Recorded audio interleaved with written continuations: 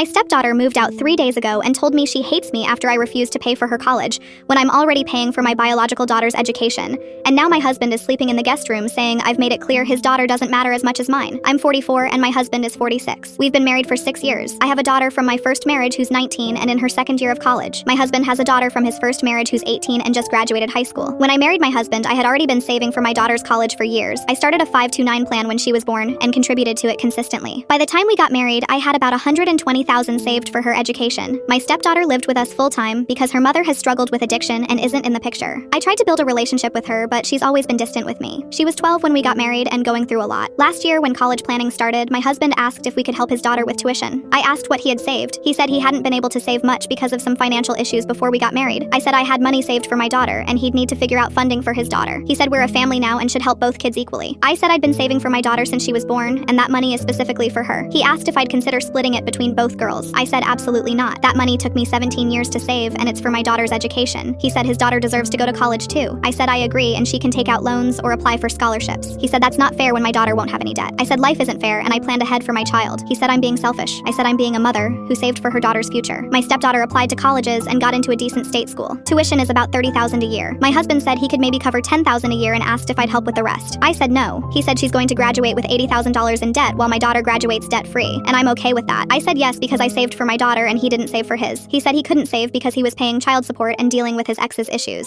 I said those are explanations, but they don't obligate me to fund his daughter's education. My stepdaughter overheard this conversation. She came out of her room crying and asked if I really wouldn't help her at all. I said I'd already raised her in my home for 6 years and that was my contribution. She said living in my house isn't the same as paying for college. I said it's what I'm able to offer. She said I clearly love my daughter more than her. I said she's not my daughter and I'm not responsible for her college tuition. She said I'm a horrible person. I said I'm being realistic about my financial obligations. My husband was furious. He said I basically told his daughter she doesn't matter. I said that's not what I said. He said it's what she heard. I said I can't control how she interprets boundaries. He said they're not boundaries, they're rejections. My daughter came home for summer break and my stepdaughter saw her college fund statement on my desk. It showed I still have about $60,000 left after paying for her first year. My stepdaughter asked why I couldn't give her even $20,000 when I have $60,000 sitting there. I said because that money is for my daughter's remaining 3 years of college. She said my daughter could take loans for 1 year and she could have some of the money. I said my daughter isn't taking loans when I've saved specifically to prevent that. She started crying and said I was cruel and selfish. My husband said I could easily spare $20,000 and still cover my daughter's education. I said that's not the point. He said then what is the point? I said the point is I saved for my child and it's not my responsibility to fund his child's education because he didn't plan ahead. Am I the asshole?